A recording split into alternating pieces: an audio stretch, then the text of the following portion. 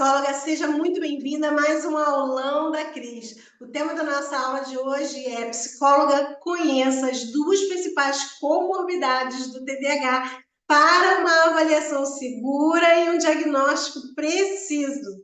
E o objetivo da nossa aula de hoje é fazer com que você, psicóloga, aprenda a diferenciar corretamente os sintomas do transtorno do déficit de atenção e hiperatividade, famoso TDAH, de suas principais comorbidades, ou seja, das suas comorbidades mais comuns, e especificamente são a ansiedade e a depressão, ou transtornos de ansiedade e transtornos de humor.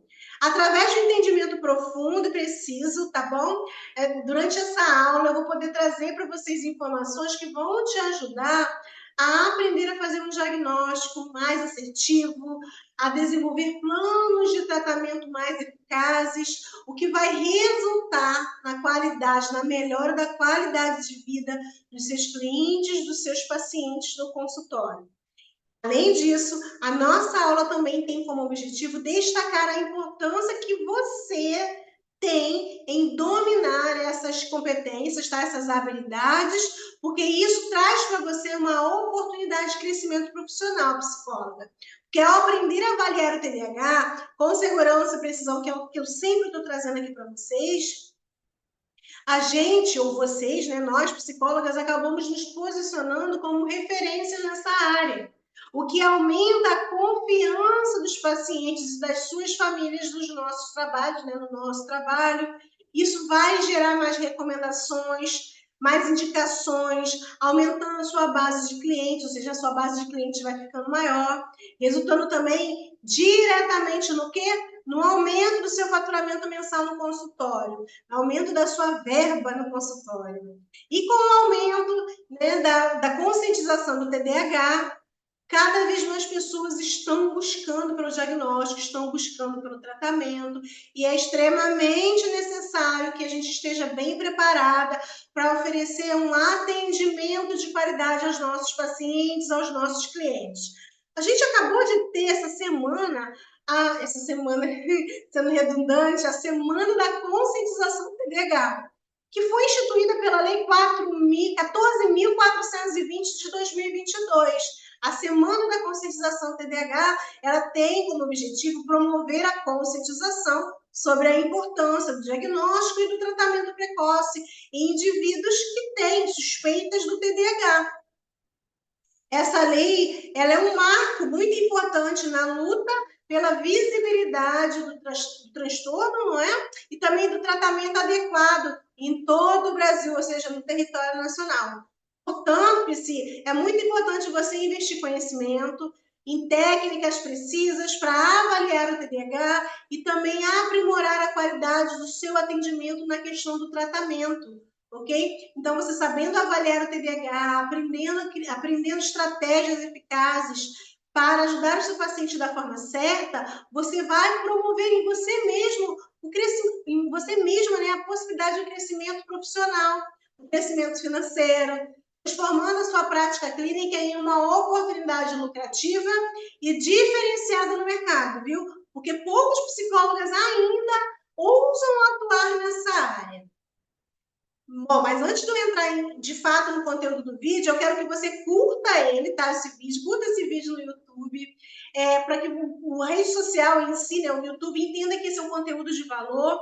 Se inscreve no canal, não deixe de se inscrever no canal, ativar o sininho das notificações para que você seja avisada das próximas aulas que acontecerem aqui, sempre que tiver um conteúdo novo aqui também no YouTube, tá bom? E não esquece, psicóloga, você precisa compartilhar essa live com outras psicólogas também, para poder permitir que elas também se beneficiem desse conhecimento e para que nós possamos compartilhar nosso conhecimento cada vez mais, ajudando muitas pessoas, fazendo com que esse conhecimento se torne uma corrente do bem, né? Vamos conscientizar as pessoas sobre a importância do tratamento, do diagnóstico TDAH e nos beneficiar também com relação a isso, ok?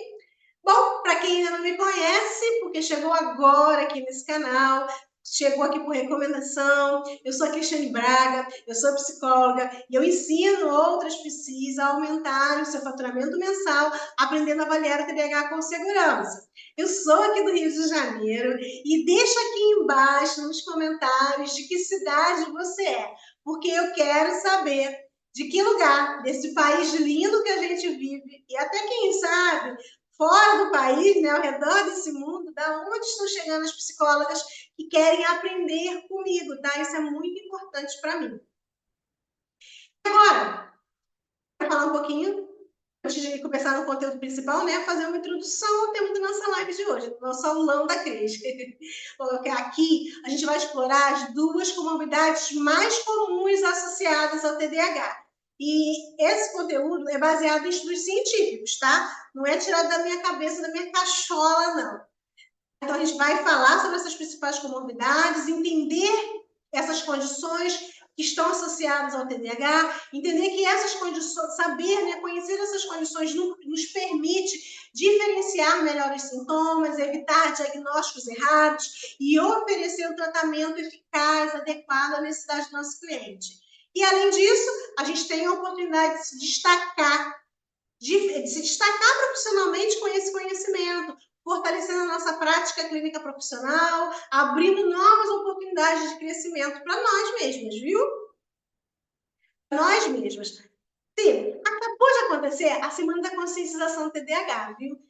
Essa semana, que foi do dia 1º ao dia 7 de agosto, primeira semana mesmo de agosto, né? Ela foi essencial porque trouxe para as pessoas mais conhecimento sobre o TDAH. Cada vez mais pessoas elas vão receber mais conhecimento, porque a Semana da Conscientização TDAH foi criada através de uma lei nacional, que diz que toda primeira semana de agosto tem que acontecer atividades para promover o conhecimento sobre o tratamento, sobre o diagnóstico precoce, tá? Para que a gente possa fazer com que as pessoas com TDAH, ou suspeito de TDAH, possam buscar o tratamento, possam buscar o diagnóstico, para que elas tenham melhora na qualidade de vida delas.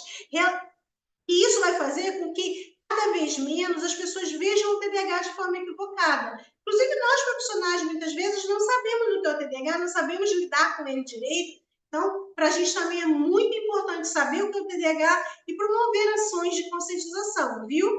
Entender as comorbidades do TDAH, que é o tema principal da nossa live de hoje, nosso aulão de hoje, é muito importante, porque a gente consegue, com isso, fornecer um atendimento completo, um atendimento eficaz ao nosso cliente, melhorando a qualidade de vida dele. E, conforme eu vou falar sempre aqui, tá, gente? Você se destaca profissionalmente, sendo vista como uma profissional competente, diferenciada, porque muitos de nós ainda não nos atentamos para essa oportunidade de mercado, tá bom? Bom, deixa eu falar brevemente sobre o TDAH. O TDAH é um transtorno do neurodesenvolvimento. Ele é caracterizado por 3 sintomas principais: desatenção, hiperatividade e impulsividade. Ele se manifesta desde os primeiros anos de vida do sujeito, ou seja, lá na infância. Ele, por ser um transtorno do neurodesenvolvimento, ele não tem cura.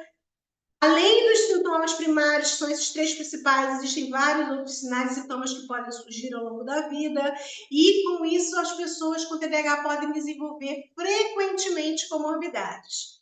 E as principais comorbidades costumam ser, dentro do quadro, né, dos transtornos de ansiedade ou dos transtornos de humor, transtornos depressivos, esses são os transtornos mais comuns.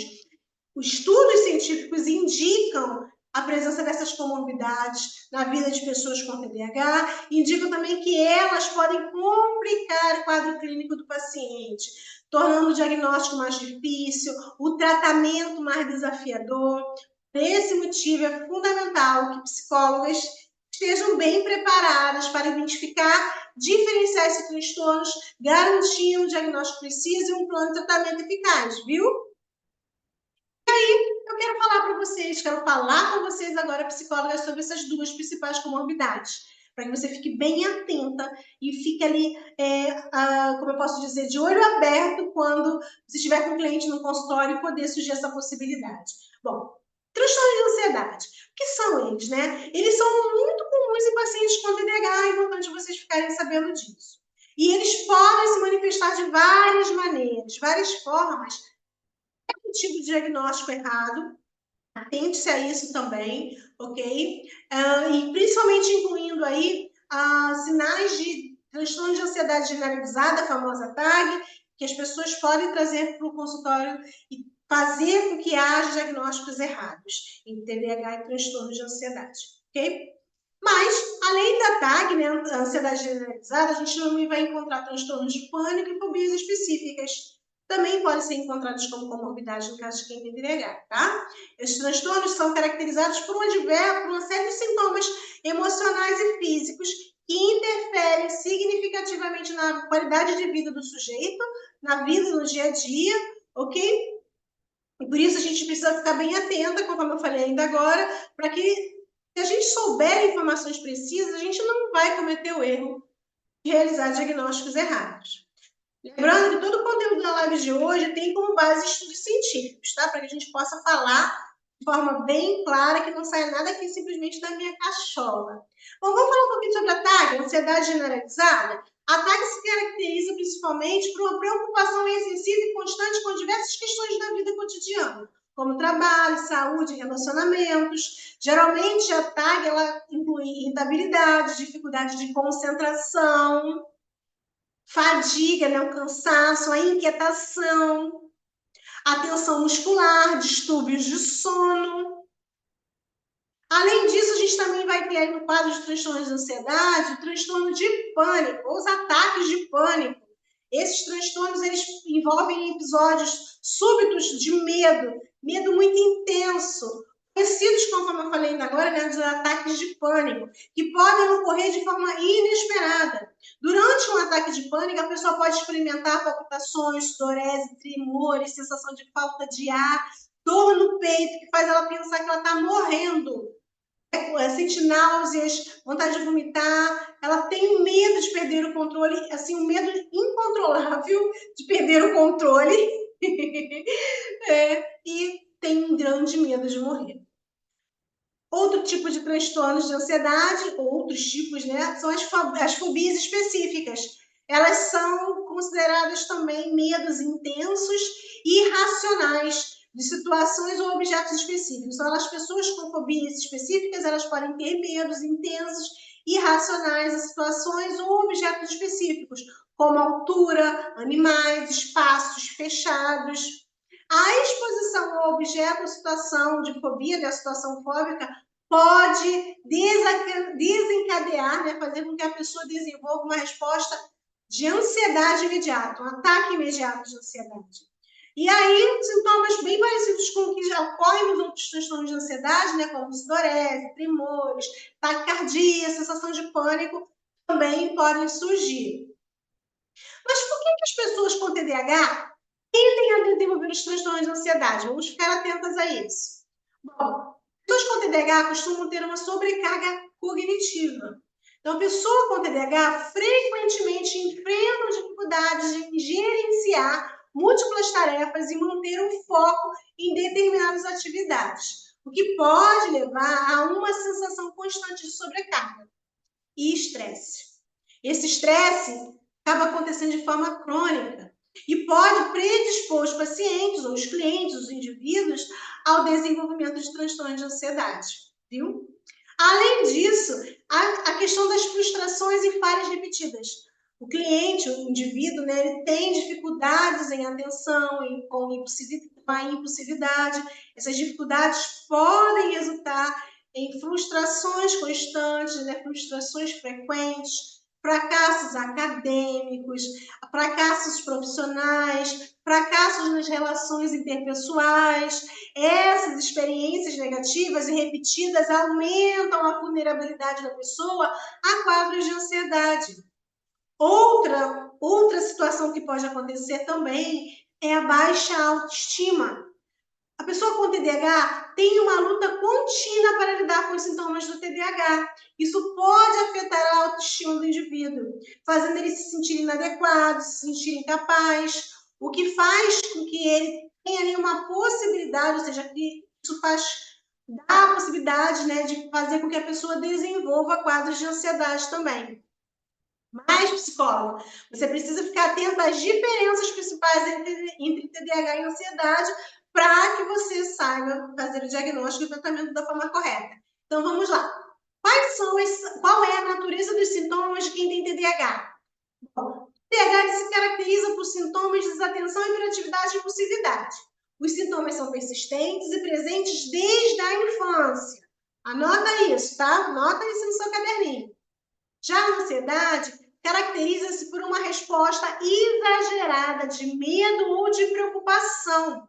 Os sintomas podem surgir em respostas a situações específicas e não necessariamente desde a infância, ok? Origem dos sintomas do TDAH. Os sintomas são decorrentes de uma disfunção neurobiológica que afeta o controle executivo do cérebro do sujeito. Da ansiedade, os sintomas podem ser desencadeados por fatores ambientais, estressores psicossociais e predisposições genéticas, tá bom?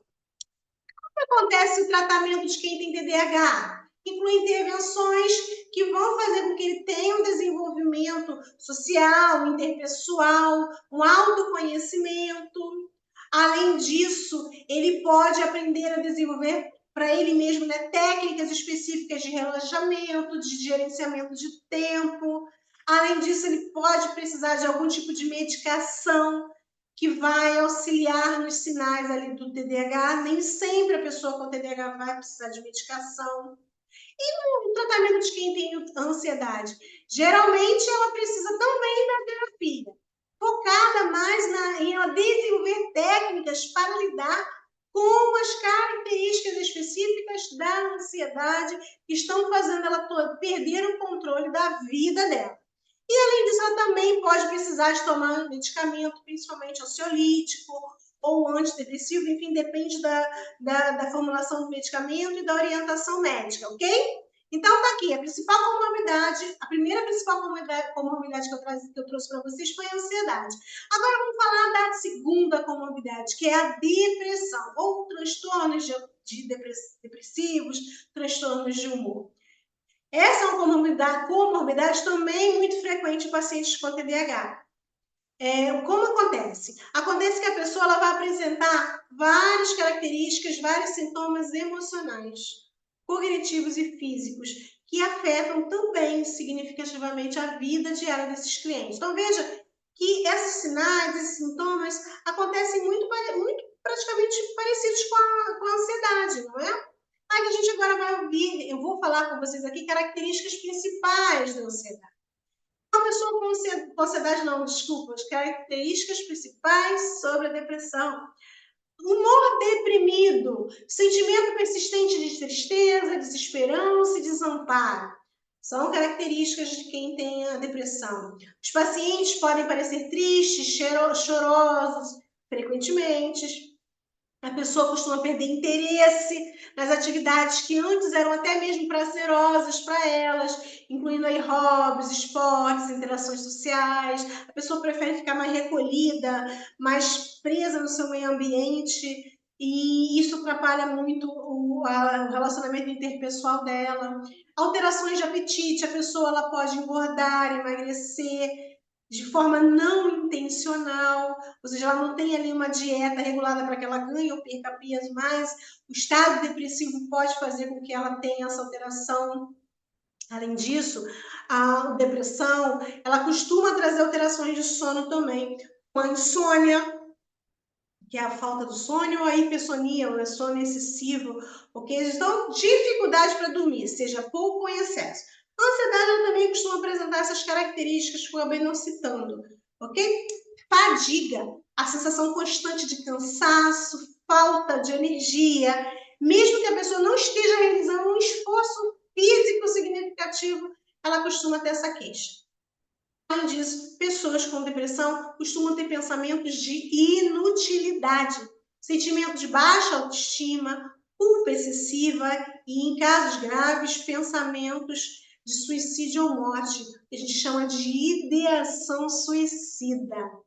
Se você está acompanhando alguém no consultório com suspeitas do TDAH e ela traz esse tipo de relato, no mínimo a pessoa tem TDAH e também já tem ali uma depressão que já está instalada há bastante tempo. Por isso é tão importante você saber ajudar da forma correta, viu? Por que pessoas com TDAH tendem a desenvolver a depressão? Estresse crônico, as dificuldades contínuas em manter a atenção, cumprir tarefas, controlar os impulsos, podem levar ao estresse crônico, que é um fator de risco muito importante para a depressão. Então, pessoas com TDAH podem desenvolver depressão por causa disso. Assim como na ansiedade, as frustrações repetidas também de quem tem TDAH podem frequentemente levar a pessoa a desenvolver um quadro de ansiedade. O isolamento social, a pessoa, né, que tem dificuldade para manter relacionamentos saudáveis devido à impulsividade, à desatenção, podem resultar, né, essas características podem resultar em isolamento social, o que contribui para a depressão. E, assim como a ansiedade, a baixa autoestima também, a percepção constante de que não consegue atender às expectativas dos outros, pode levar a uma baixa autoestima, aumentando a vulnerabilidade da pessoa à depressão.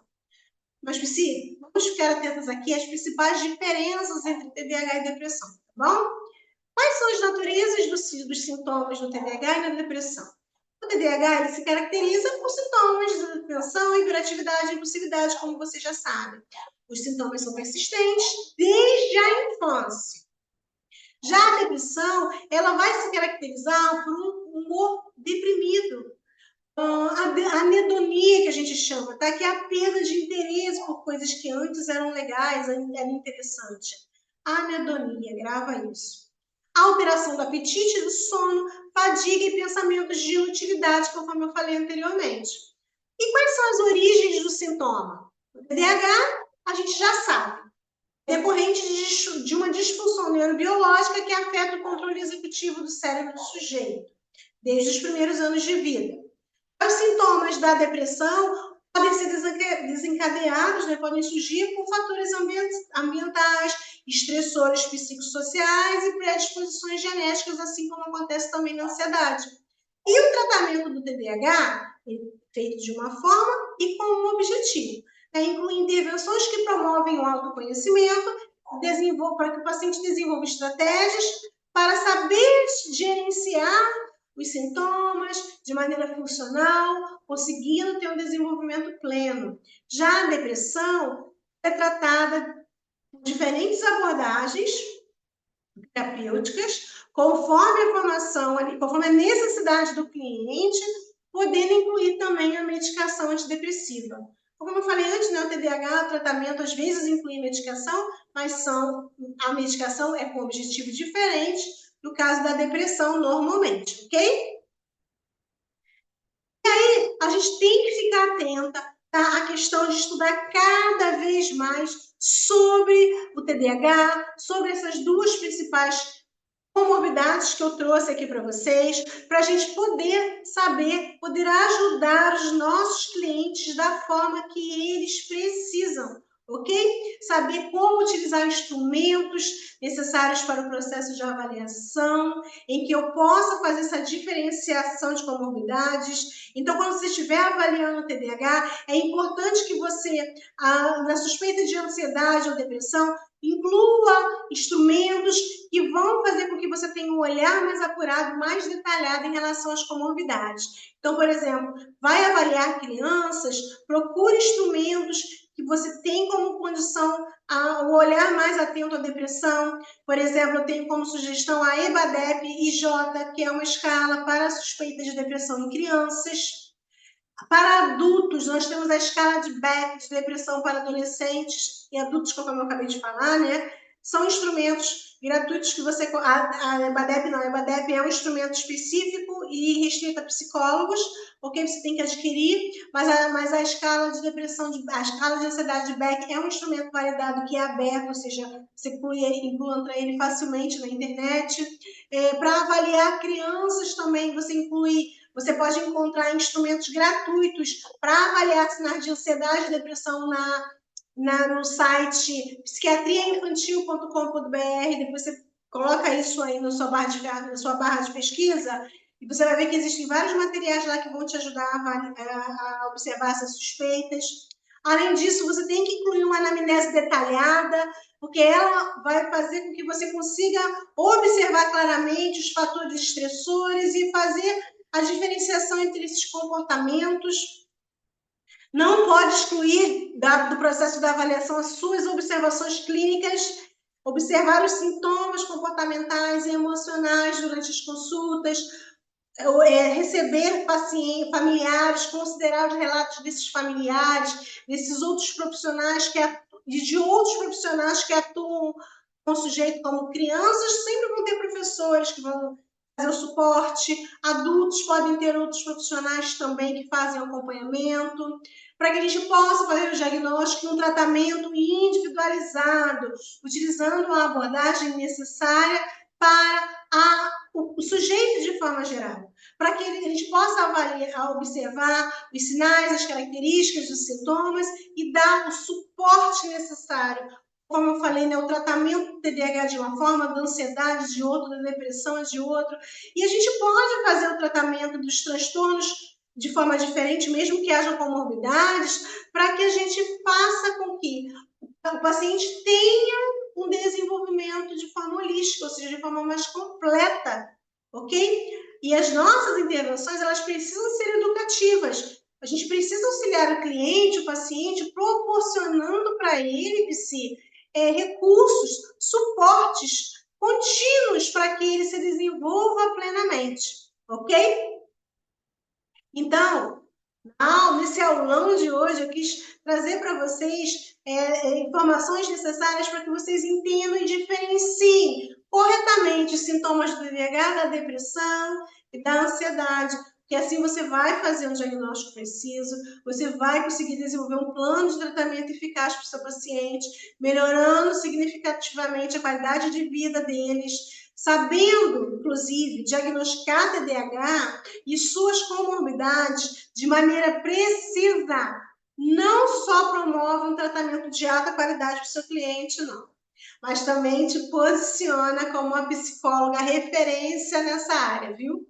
Dominar essas competências aumenta a confiança dos seus pacientes e dos seus familiares no seu trabalho. Guarda isso aí anotado aí, sabe, todo lugar que você tiver, se isso vai resultar em mais recomendações, a base dos seus clientes vai aumentar, as indicações vão aumentar, isso vai impactar diretamente no aumento do faturamento do seu consultório. E além disso, gente, aprendendo a avaliar o TDAH com segurança, você se diferenciando no mercado, você vai poder cobrar um valor justo por ele, né, pelo seu trabalho, você vai oferecer um serviço mais especializado, você vai poder investir mais em você, você vai melhorar a qualidade do seu atendimento, você vai ter estratégias mais eficazes para o tratamento do seu cliente e seu crescimento profissional e financeiro. Viu?